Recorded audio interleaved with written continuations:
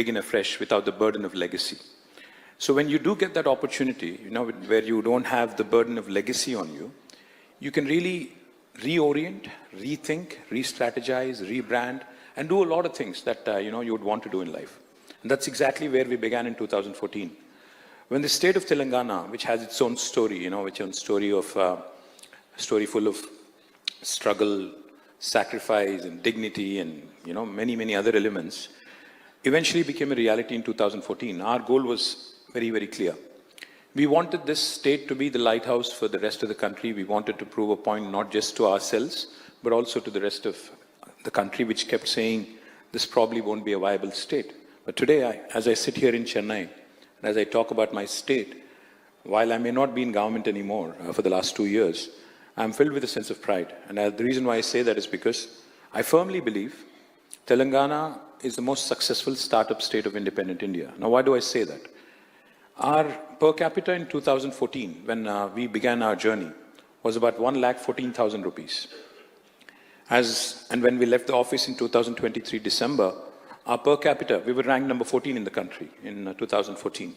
But in 2022-23, when we left office, we were the number 1 state in India with 3,87,000 rupees of per capita.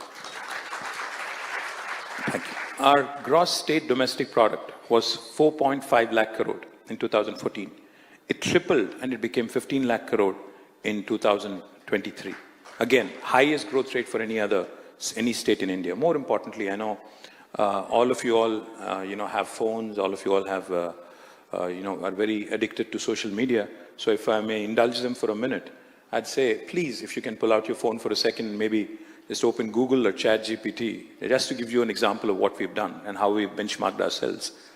Please type in, if you can, the world's largest lift irrigation project. The world's largest lift irrigation project. I'm not talking India's largest, but the world's largest. Any answers? Anybody? Yeah.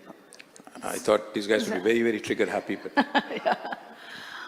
Anybody? Yes, sir.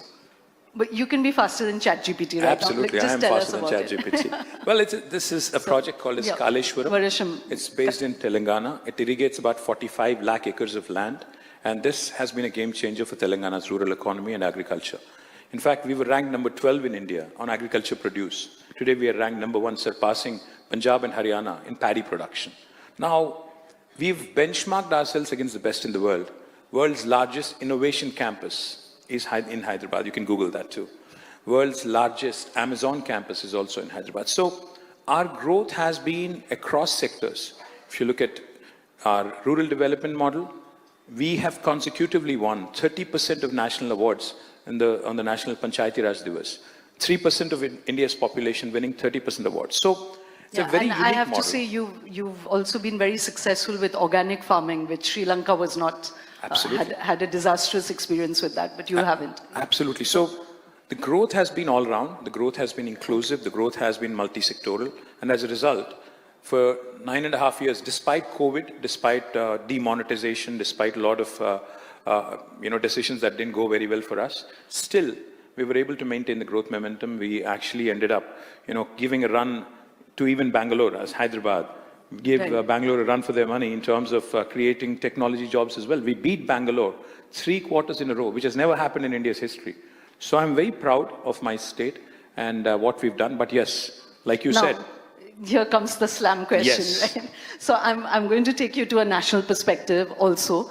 But before that, yes, having done all of this, and there isn't dispute that you did it, of course, there's a lot of criticism whether this was evenly distributed, whether it really went down or it didn't, but not for intention and not for vision, people wouldn't critique you at all. But even the fact that you were attempting to do this on a blank slate, why would you lose an election? So what would the introspection and correction lead you to? I tell you what, just to draw a parallel, for those of you who follow politics and for those of you who follow electoral politics, in 2014, we had won 63 seats out of 119 in Telangana. We formed the government because the magic figure was 60. In 2018, we actually went 4 months ahead of our general election.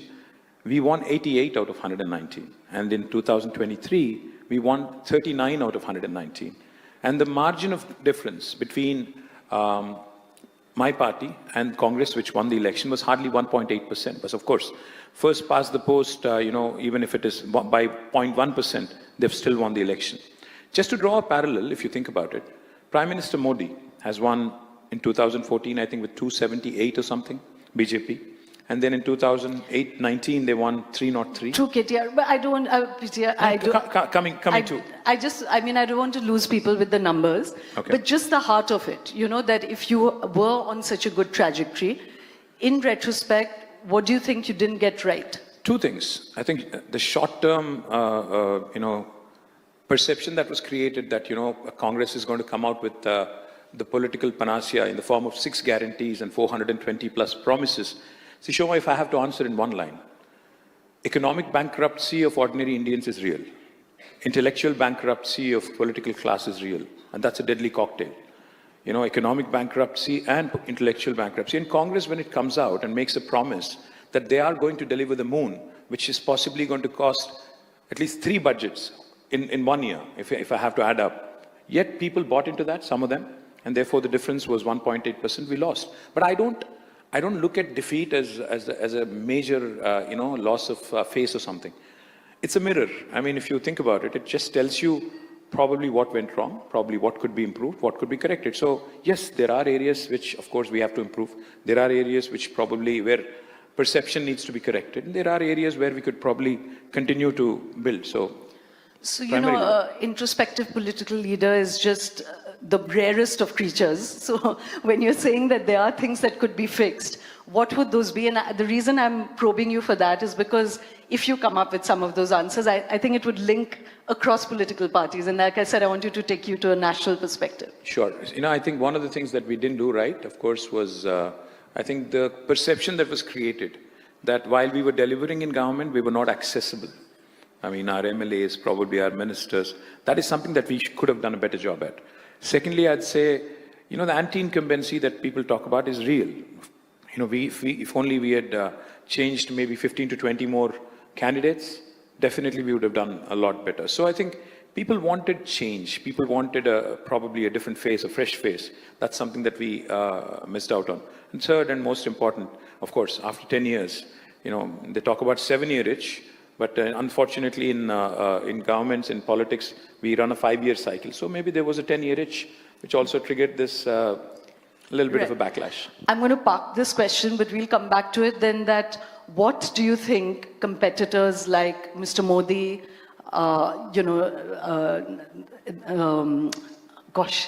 Patnaik, and Nitish also in Bihar, what are they doing that nobody seems to get itchy with them, So, but just for the moment, I'm going to park that question.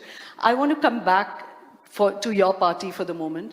That, like I said, that there's been this really modernizing, vision which straddled both technology and rural, realities of Telangana. But the reason that the party has not been able to hold on to power is also a sense that, all the allegations that go to all parties across India now. One, that it's a family fiefdom. Second, that there is, tension between your sister and you, that there's, fractures within the family itself. And so I want to ask you 2 questions. One, that do you think that this is a malaise across Indian politics that actually needs deep thinking now? That you plan succession, you plan how you must, let's even forget the nepotism aspect of it, but just that how can power sharing be done in a correct way? And secondly, is there any way that parties can prevent themselves from falling into, that idea that this is a family fiefdom?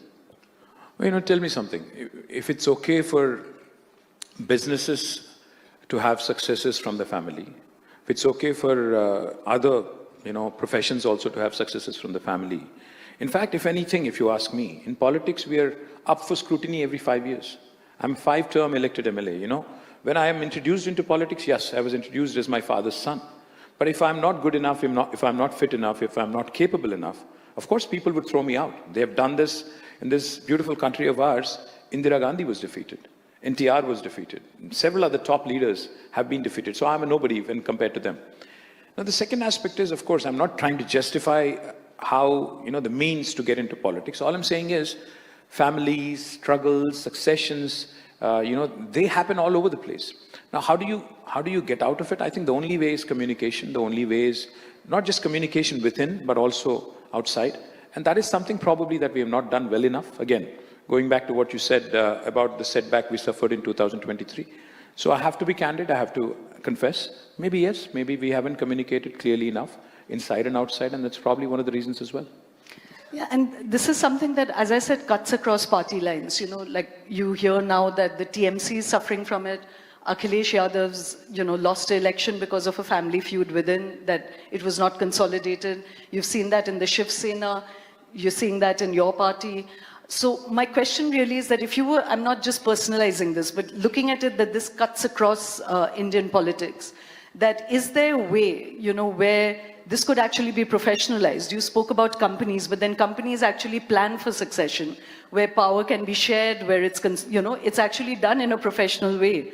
Do you think that there's any scope for that in Indian politics? Honestly, no. I don't think it is going to happen anytime soon. But yes, with lot of professionals that are coming in, especially with strategists like Prashant and others who have come to play a very, very important role in politics and also during our election cycle, there is hope, but I don't see it happening anytime soon because, essentially, end of the day, politics or any business does run from a unitary chain of command. And if the boss, the leader, is somebody who's, able to rally his troops and make sure that he also, is able to inspire confidence among people, only then it works. Otherwise, no matter how professionally you run. For example, if you take a look at two corporate entities, large infra companies. One is L&T, which is run by professionals. Another company is called Mega Engineering, based out of Hyderabad, which is almost, I think, second largest or first largest now. Mega is largely family driven. L&T is professional driven, but both are successful. So I don't think they're mutually exclusive. There are parties which are run by families, by leaders within probably a small coterie, have been successful. DMK is an example in Tamil Nadu, which has been, I think, in government or in opposition for the last 5 decades or more. And likewise, there are parties like others, which I can't name right away, which also have had a professional setup and have been doing well. So I don't think it's a, zero-sum game, end of the day.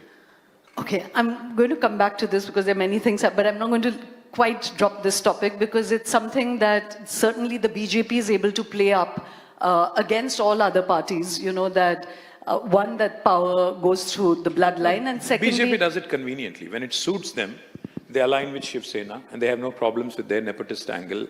When it suits them, they align with TDP. When it suits them, they align with anybody, JDS. When they'll align with anybody, and nepotism then goes for a toss. But when it doesn't suit them, of course, they'll play it up and they'll try and, drum up as much support in the media and elsewhere. So it's a very convenient posturing is what I would say. I agree, but the only thing I would say, and we're going to come to the BJP and certainly some of the big issues on which you are critical or which concerns everybody, but would you say that the one thing that they have managed to keep up is that they keep invigorating their cadres because new people are given a chance, So even in the more family-led parties, is it not possible to give a greater range of people really powerful positions? If you go back to even within the Congress, the Nehruvian era, they really had giants across the spectrum, So why is it that it's such a narrow chokehold where people begin to feel suffocated in the family parties?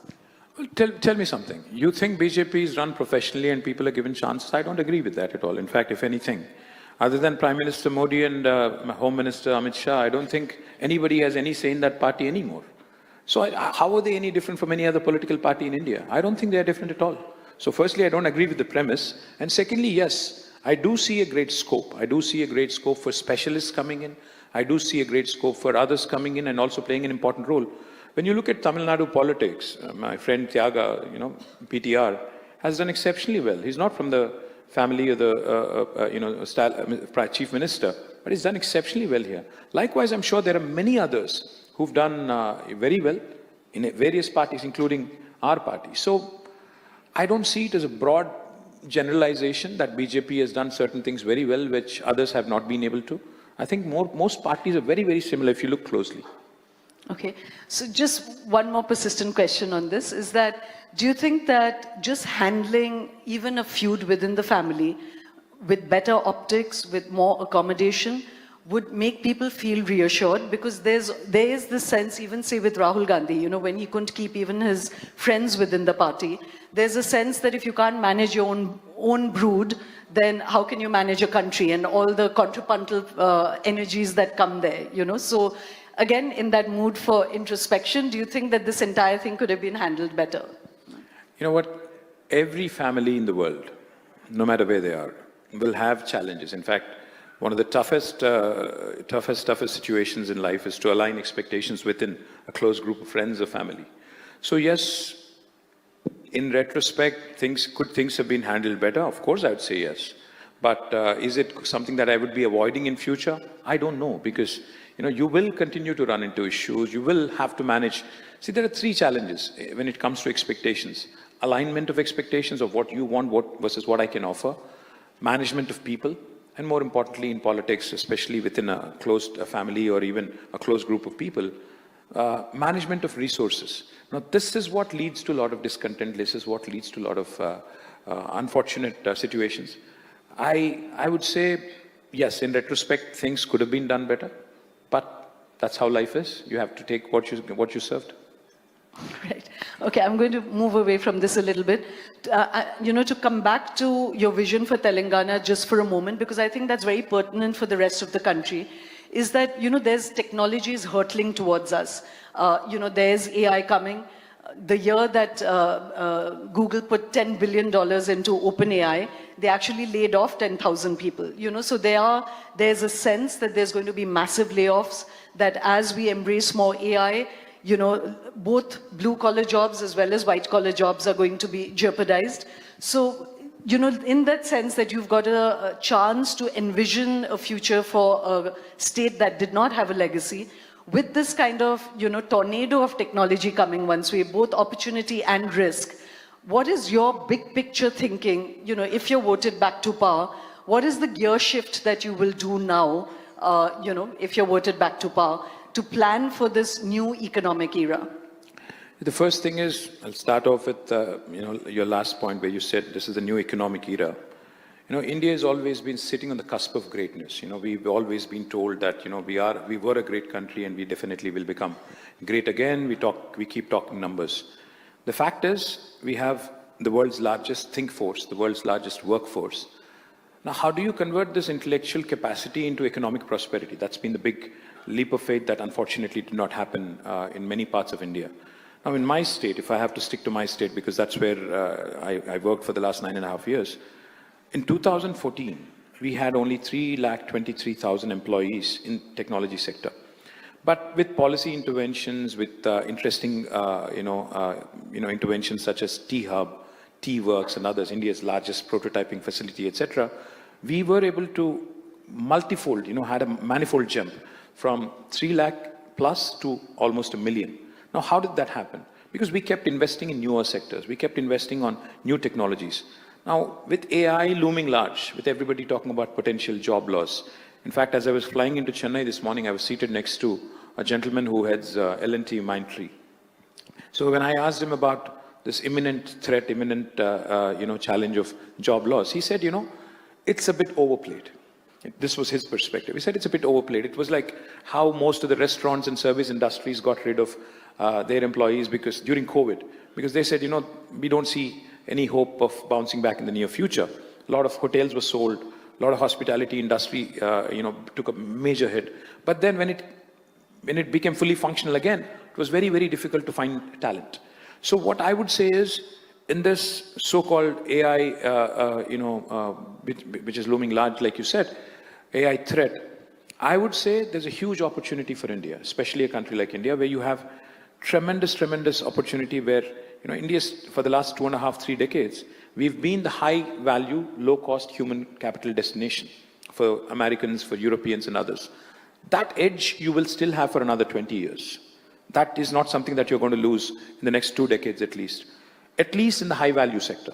So therefore, I would bet big on, all the applications of AI into various sectors, be it life sciences, be it healthcare, be it aerospace.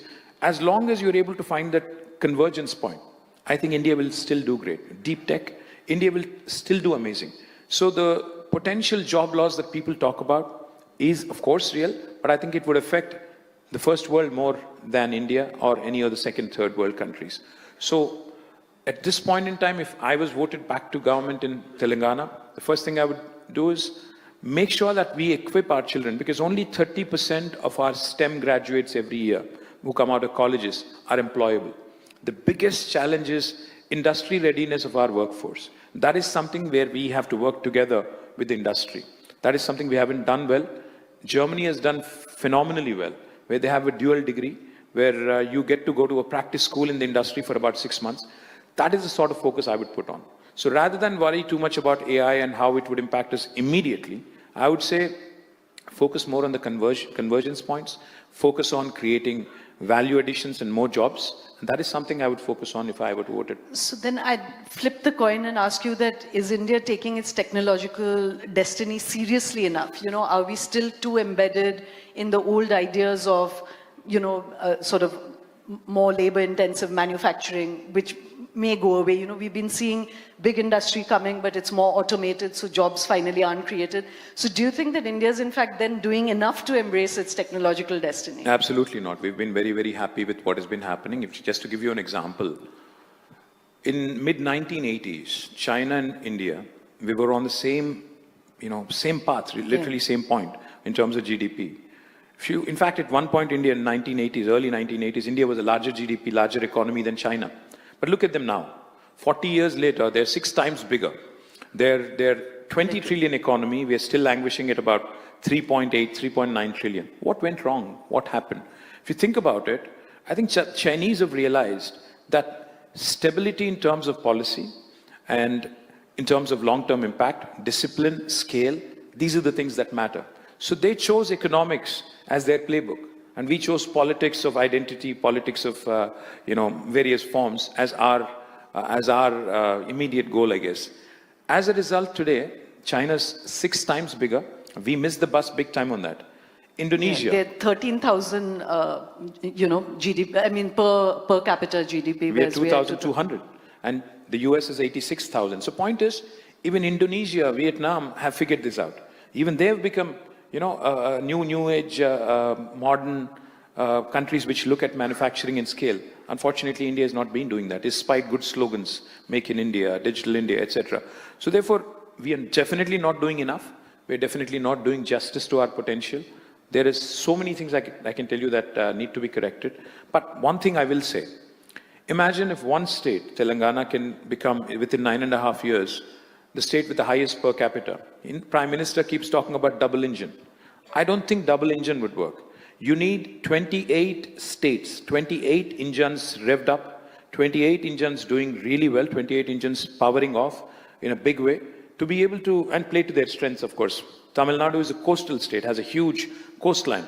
How do you leverage that? Telangana is landlocked. How do you leverage the opportunities there? Madhya Pradesh has other potential. So if 28 engines are working simultaneously, then you would actually get to that 2047 point where you would probably be a first world or a second world country at least. So unless that happens, unless we're stuck on the double engine mode, I don't think things are going to change. And like you famously said that, and right now coming from Delhi, I can tell you the double engine feels like a failed engine. No, it's a four. In Delhi, you have 4 engines, by the way. In case you forgot, you have the Lieutenant Governor, you have Delhi government, you have the municipal corporation, you have the union government, all powered by one party, yet air quality is terrible. So you figure. Yeah. I mean, I have to say, not only double engine, but the Prime Minister right now saying "Mausam ka maza lijiye" was really salt on very, very deep wound, So that doesn't feel good. And like you famously said, I'm going to take you there. Now I know why you do these shows more in Chennai and less in. No, and like you said, double engine is sometimes jumla, sometimes hamla. So, I'm going to give you a chance to air all those salty things as well. But just one more before that is that, I want to talk about the North-South divide, again, the state of the opposition, all of those things, the language wars that, are playing themselves out across the country. But you've been very, very visionary, KTR, about focusing on systems being really important. And I want to ask you 2 questions. One is that, you just said parties have to be kind of unitary leadership. And in India, we're actually becoming presidential more than parliamentary. So is there a kind of tension between creating a system that will last, or is it necessarily personality based? You know, you were just saying when we were having tea that Hyderabad and the GDP of Telangana is already dipping. And I asked you, what can have happened in 2 years that you did such wonderful work for 9 years and in 2 years it's already going down? Did you not set enough systems in place then? Absolutely not. But if you mess with the system, of course, it's gonna. If you derail a system deliberately, it's gonna have its negative impact. Fact is, politicians, political class, governments, parties, we are all temporary. We are all transient. None of us are here. See, I am supremely glad that we've been given 9.5 years of opportunity to govern. If I end up thinking that I'm going to be there forever, I'm an idiot. I'm a very greedy idiot at that. So therefore, today, if you ask me what should have been done and what has been done, I would say, I think one of the things we've done brilliantly we have put institutions above individuals. We've created institutions that will outlast individuals. We have created processes that will outlive people. So, for instance, just to again, when we talk disruption, a lot of people think disruption can only happen in the tech world. No, disruption can even happen in governance. Disruption can even happen in platforms like this. So therefore, in Telangana, we came out with some policy disruptions. Just as an example, any of the industrialists here who have a business in Telangana would know that we promise all clearances in 15 days. But this is by statute. And if you don't deliver on the 15-day window, on the 16th day, it's a deemed approval. The same bureaucrat who's been a status quoist for the last 7 decades, for him, the paradigm is basically flipped on its head because of this new legislation that came in. If you don't deliver on the 15-day window, on the 16th day, the same bureaucrat can be fined a penalty of rupees 1,000 per day. Now, that is a true systemic disruption that has really changed Telangana's landscape in terms of industrialization. Likewise, we have created many such institutions, we have created many such systems, but of course, any system, any book, any constitution even, is only as good as the person holding it or as good as the person running the country or the state. Can you make a negative impact using the same system? Of course, yes, and that's what is seen in Telangana today. So therefore, I would humbly say that maybe freezing, maybe not allowing the political class to tamper with, not allowing them to poke their nose where it doesn't belong, is something that Indians have to impress upon our lawmakers, impress upon our governments. Like Thomas Paine very famously said, Shoma, every patriot's primary responsibility, primary duty, and primary allegiance to the country is to save his country from its government. That is something we all need to agree on, be it the state government here or the central government there. We cannot allow them to mess with it. And that is something I am truly offended by as to what Congress is doing in Telangana. Yeah. You're giving a very easy segue actually to the next session. Not that we are stopping now, but that Arvind and Devesh's thesis is that they've taken a Hippocratic oath that do no harm, even if you don't know how to do some good, do no harm to the economic and political system. But let me now come to the state of the opposition. We're going to have a series of very important elections in Bengal, in Tamil Nadu, there's this... Kerala. Yes, and there's this whole sense that the BJP is really a juggernaut that cannot be beaten. Let's for a moment not critique them, I will allow you that. But what is going on with the opposition? Why is the opposition in a state in India where they just can't seem to not only not do good, but also do harm at the same time, Why is it that the Mahagathbandhan doesn't hang together? Why is India become just an acronym, Why are you not making common cause? Even in Parliament right now, there's been all of this discussion about the SIR and the electoral rolls, but the opposition is not even agreed on whether this is a big enough issue to take on the government. It's the biggest problem facing all of you who are in opposition right now. Well, I can't speak as a representative of the opposition because, the fundamental thing with us is we can't sit together and we can't talk together. See, for instance, the lack of unity is the biggest challenge. For instance, I'm fighting Congress in my state and BJP in my state. And then when it comes to union politics or politics in Delhi, we are asked to pick sides. We're asked to pick, whether you want to battle Congress or BJP. Now, my point is, if I'm fighting Congress in the state and BJP in Delhi, I'm still opposition, effectively. But what went wrong, if you ask me, like you said, with respect to BJP and the opposition, I'd say Congress is the largest party today in the opposition. They've failed to enthuse people, they've failed to modernize, they've failed to organize, then they've failed to present a credible alternative nationally. That's beyond doubt. And that is why BJP is getting away without any serious scrutiny. BJP is able to, win election after election because the biggest asset of Prime Minister Modi, if you ask me, is Mr. Rahul Gandhi himself.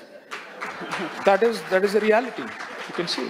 So the point is, unless Congress wakes up from its deep slumber, modernizes, organizes itself, and presents itself in a form that people are able to appreciate, not much is going to change. Yes, there will be regional forces like Mr. Stalin here or the AIA, DMK, who are able to hold off Congress and BJP in their state in Tamil Nadu. And I really salute the people of Tamil Nadu for basically challenging the central overreach, if you ask me, from both central parties. Be it West Bengal, where Didi has shown that, she's able to hold off BJP. Even in Telangana, we were able to hold off BJP and Congress for 10 years and we lost by a whisker in the last election. So it is the strong regional parties that have been able to hold off, including Kejriwal, who's won 3 terms on the trot. The biggest letdown for this country right now, since 1996 or post that, has been the Congress party, without a question. Because they're the ones who've not been able to build a coalition. They're the ones who don't seem to get off their high horse, cannot seem to understand that their days... See, look at Bihar. What went wrong? See, in Bihar, Congress is a fringe party. In Tamil Nadu, they're a fringe player. But they do not want to accept the fact. I'm sure we'll talk about how they troubled DMK in April 2026. Because the Congress always wants to bite more than what it can chew. And then eventually it helps the opposition. That's how it works all the time. Having said that, now, what is that glue that can bind us together? See, for instance, if us in Telangana and Stalin in Tamil Nadu and Didi we tried, by the way, my father tried very, very hard to stitch up a credible third front or a federal front, as he called it. But what we realized is there isn't anything that's binding us together other than probably a little bit of, not animosity, but probably a little bit of a common enemy kind of a factor. That is not something that is going to work in the long term. So that is the biggest challenge with India. Our diversity sometimes also ends up being our challenge. So I'd say that's the biggest problem with opposition today. So, but then that's the big question that, like you said, that the common enemy with a lot of these parties is the BJP. And I'll ask you to enumerate what about them makes them an enemy. But the other question, and very, very crucially attached to that, is that what is the alternate vision? You're saying the Congress doesn't have a vision, but let's assume that you were in Rahul Gandhi's place today. What is it that you would do which actually presents an alternative vision for India economically, imaginatively, politically, that is radically different from what the BJP is doing? See, caste is not the answer to the religion, vertical that BJP has latched onto. Unfortunately, Rahul Gandhi has been advised by his advisors, I guess, that, to beat BJP at its own game, which basically is polarization in the name of religion, you have to latch onto caste. And that's why he keeps talking about caste census and how jitna abadi, utna haq, etc., etc. Somehow it has gotten into his system that this is the answer. That's not. See, like I said, Prime Minister Nehru, the first Prime Minister of India, today is remembered for building institutions like IITs and IIMs. Tell me one institution that Congress has built post Prime Minister Nehru's era. I mean, there are a few which Indira Gandhi has done, but beyond that, I don't see much happening. What is the vision of Rahul Gandhi for this country till 2047? He's probably 53, 54 now. Other than sense of entitlement, I don't see much coming from Rahul Gandhi ever. See, again, don't get me wrong when I say this. What would I do? I would focus on creating more economic clusters in India. Today, if you look at India as a country, we have about 10 or 12 economic engines that are driving the prosperity in this country. Hyderabad, Chennai, Bangalore, and of course other metros, Bombay, Delhi, and Kolkata, and many others, Ahmedabad, etc. Have we ever seen Rahul Gandhi present a vision of how this economic prosperity can be converted into jobs, how these economic clusters can focus each of them on a separate sector, and how our institutions, the world-class institutions that we do have, the IITs, the IIMs, and even the universities, how we can scale them up and really convert this knowledge into prosperity, the young think force which has global aspirations today. I don't see Rahul Gandhi talking about startups. I don't see him talking about innovation. I don't see him talking about world-class universities and pumping more money into research and development. This is what I would start talking about. Will it win me elections? I don't know at this point in time, honestly, again. But end of the day, though, as long as you get to play a role in politics, being in public service, public life itself is a huge privilege, Shoma, be it in opposition or be it in government. When in power, you deliver. When in opposition, you listen. So therefore, I think both responsibilities you have to accept with humility, and you have to continue to build the narrative, continue to build the momentum. Given an opportunity, I would recreate, one straight answer. I would recreate what we have done in Telangana in 9.5 years across India. That's what I would do, and that would be the magic pill, if you ask me.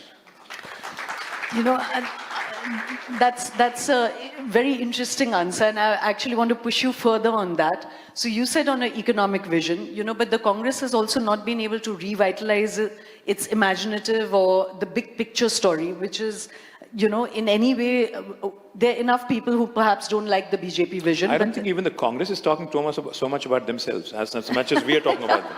But you just placed them as the nodal, I was trying to bring you... Unfortunate, but that's the reality. They're this albatross which keeps hanging around India's opposition's neck. We can't seem to get rid of them. But at the same time, they have become an unfortunate indispensability for this country. And I think, if you ask me, state after state, if Congress is thrown out, I think that would offer a lot of strong regional forces which will truly come in onto their own and start offering credible alternative to BJP. So then let me ask you, how do you see the future of India panning out? Do you see the BJP running all the way down to the south? Or do you see more federal forces coming up, like you're saying? Do you see the Congress atrophying?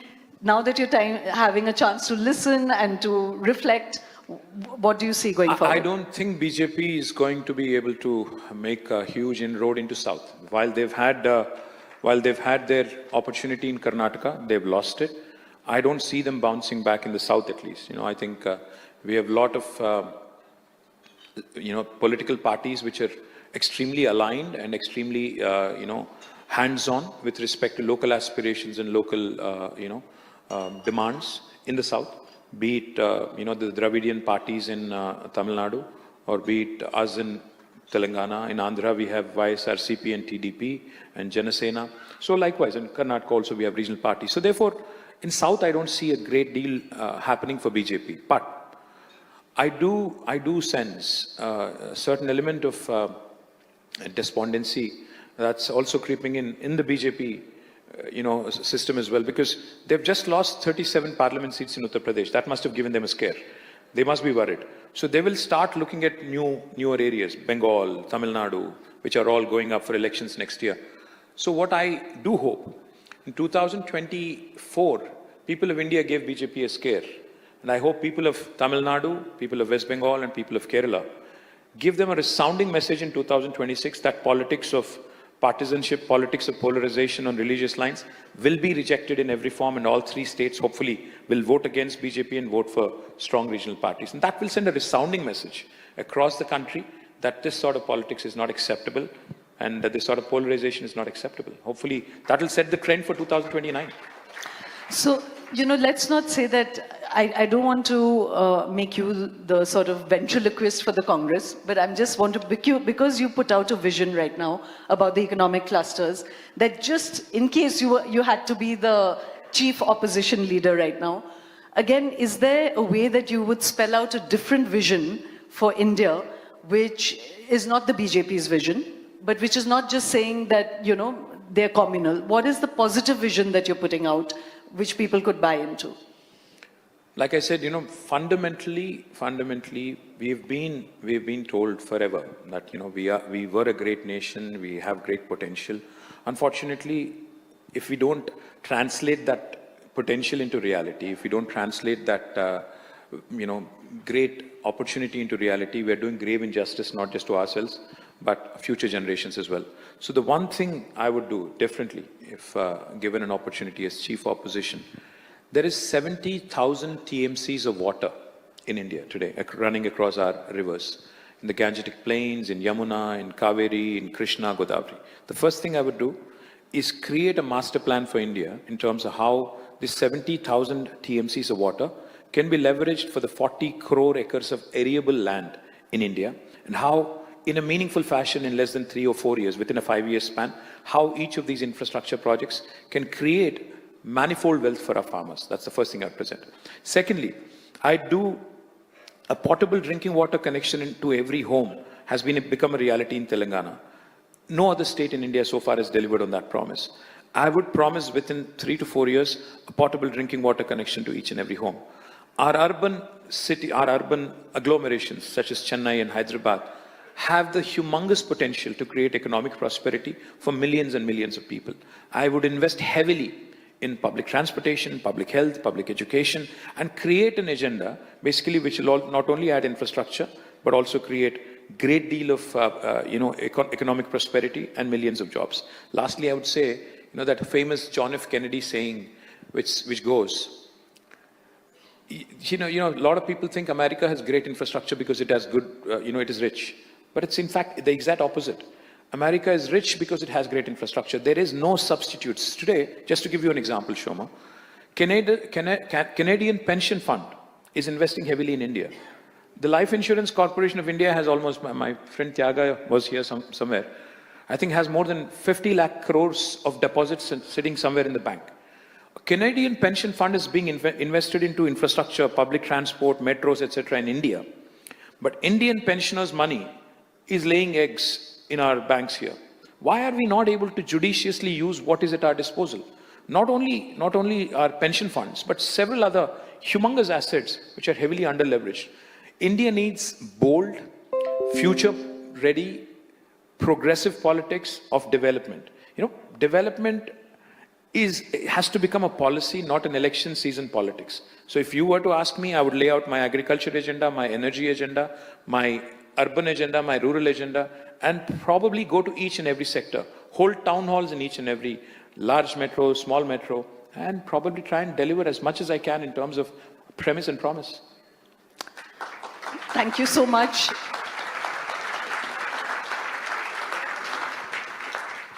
As I was laughing that the last time I did a session with PTR, he got a standing ovation in Delhi, and that didn't go too well for him. So I hope that your visionary statements here don't boomerang on you. But no, I hope he wins back. People like him, honestly, people like him are a must in Indian politics. People like him should win back. And it should not look like, because see, it should not look like somebody who's got that intellectual capacity cannot come back electorally, and that would really be a huge setback. So I do hope any of you voters from Madurai here, I don't know, I'm rooting for PTR there, Tyaga there is a dear friend of mine. So I do hope he'll win back and come back. Yeah. Yes. Just because we have you here, we're, like you said, people say that they don't like political leaders and they don't like politicians, but I'm not one of those. Actually, I think it's the toughest job on the planet. And I want to ask you for a personal sort of insight that, what is the most difficult thing about being a political leader? Can I be blunt? I'm sure we're being recorded, and I'm sure this is going to go out social media and I'll be trolled heavily. Biggest challenge, unfortunately, in India is to put up with our mediocre bureaucracy. They're extremely status quoist, they're resistant to change, and they live and thrive in ambivalence and ambiguity. And to change them, biggest challenge. The problem is ever since License Raj, for those of you who remember License Raj, they're used to sitting in ivory towers, our bureaucrats, and people going and begging and pleading with them. Now, if you tell them to work differently and change differently and start thinking differently, they're heavily resistant. And the biggest challenge is they look at us politicians who are elected as people who are only elected for 5 years. So, in his mind, the bureaucrat is thinking, okay, this guy is only here for 5 years, I'm here for 50 years. So why should I listen to him? The fact is, in a democracy, it is the dog that should wag the tail and not the tail wagging the dog. This is something I absolutely believe is the biggest challenge. And second biggest challenge in politics today, this is going to go horribly wrong, but I'm going to still say it. Our judiciary. Is? Judiciary. We have 5 million pending cases. And look at what they are taking up. There is no expeditious justice delivery system in India. We keep talking about ease of doing business. ease of entry into the country, ease of entry into a state. But then there should also be an ease of exit, yeah, if there is a problem. Judiciary should come to your rescue, dispute redressal mechanism should be there. That doesn't exist in our country. So therefore, these are the two biggest challenges, if you ask me, and of course, putting up with, like I said, mediocrity among bureaucracy really tops the charts. So just one last, I would say almost hard question, is that another political leader once told me that for him the most difficult thing was that he said once you're in the seat of power, you're surrounded by so many sort of rent seekers that they almost make it natural for you to be corrupt, that it's just not possible. Like you almost lose your perspective and your radar on what is corrupt and what is not. So one, that have you found it difficult to keep your radar on what is political corruption, what is personal corruption? And sadly, you spoke of the Kaleshwaram Dam as a point of pride. You asked everyone to Google it. But there's CBI cases against your party and you and your father over that very particular dam on corruption, So again, both at a philosophical level and on this particular case. No, I'll probably start with the Kaleshwaram one first, We'll talk philosophy later. See, I'll tell you what. The funniest part is this. So this project, Kaleshwaram, like I said, is a project which irrigates 45 lakh acres. We completed it in 4 years, a record breakneck speed. Every project in India takes decades. We completed it in 4 years, in and out. Now, Congress party comes in, including the big man, Rahul Gandhi himself, comes in and starts accusing us of a 1 lakh crore scam. The entire amount of money that was spent on building this project was 92,000 crores. But Rahul Gandhi comes in and sets the narrative that this is a 1 lakh crore scam. I know that he's poor at many things, but I did not think math was one of them. Now, the problem is, somehow the narrative sticks. In India, the thing is, when you're accused, see, in all fairness to them, the BJP brought them down by saying the telecom scam was a 1 lakh crore scam, and Kapil Sibal said it was a zero crore scam. So that stayed in their minds as a good political weapon. Shoma, all I would say is, end of the day, we're all Indians.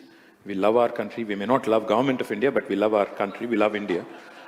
But when we have people like Rahul Gandhi, who's supposed to be, or who's a wannabe prime minister, who belongs to this family which has had 4 prime ministers in the country, before he speaks, he should double check, he should cross check, and he should be a leader, not a reader. He can't read scripts. Yeah? Somebody gives him a script, he reads out. That's irritating, firstly. And second point is, yes, have you had temptations? Have you had, the challenge? Whether I accept it or not, when I went to meet the Chief Election Commissioner and his 2 other election commissioners recently, 2-3 months ago, when SIR in Bihar was being talked about, we are the first party in India to reach out and basically call it a farce. So when I went to him, and this was a closed door meeting, I did tell him, I said, not a single MLA, not a single MP in this country is elected within the mandatory expenditure limit that you have set. Do you know that? He said, yes. In a closed door meeting, I would say yes. The fact is, any political party which is going in for an election has to spend money. The limits today, as prescribed by Election Commission of India, are unrealistic. I would not say more than that, otherwise cases would be filed on me tomorrow. So it is a fundamental reality in India. Like I said, economic bankruptcy of our people, intellectual bankruptcy of political class is a reality. It's a deadly cocktail. Am I above it? No, certainly not. I am one among them. We are riding a tiger. Unfortunately, it's a vicious cycle. We are riding a tiger. Riding a tiger. Riding a tiger because, it's a vicious cycle. For a politician, who's out of government, out of power, the fundamental objective is to come back, to crawl back. Now, how do I do that? Come out with ridiculous allegations like 1 lakh crore on a 92,000 crore project. So, am I above the pettiness of what politics has become? Not really. But at the end of the day, though, I think if you ask me, am I still willing to work with Congress or BJP on larger national issues or state issues? Of course, yes. So I think we have to start drawing lines. We have to start understanding the realities of politics. Have I been above and beyond the temptations of being in power? No, I will be honest. So therefore, yes, we have run elections. That's the way BJP and Congress has been running it, just the way DMK, Anna DMK has been running it, like any other political party in India. And I will not say that I'm running a mutt, sannyas ashram or something. We are running a political party and we have to be aligned with realities.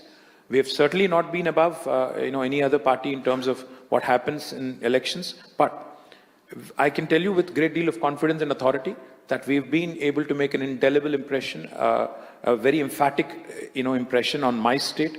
And it is now the Congress which is running the show, and I hope they continue to do the good work. That's all I hope. Well, thank you very much, KTR. That was a very big and honest admission to make, but